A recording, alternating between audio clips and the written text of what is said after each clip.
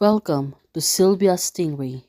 Hey guys, welcome back to my channel. It's me, Sylvia, your Yuri Manhwa translator. Hey guys, good morning. Let me present you small theater of I don't know His Majesty's a girl. Get up early to tease the cat. Kitten eats more. Help me when I grow up work.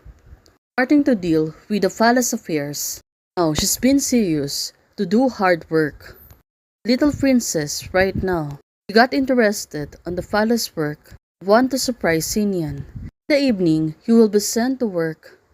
Want to surprise Sinian and said, guess who I am. In the end, start dating Sinian. Make peach blossom crepes for me to eat. What are you eating tonight? Sinian is asking her. Well guys, this is only the short story came from the author. Cannot update today. Let's wait again for next week update. Hey guys, thanks for watching. Please don't forget to like, share, and subscribe. Bye!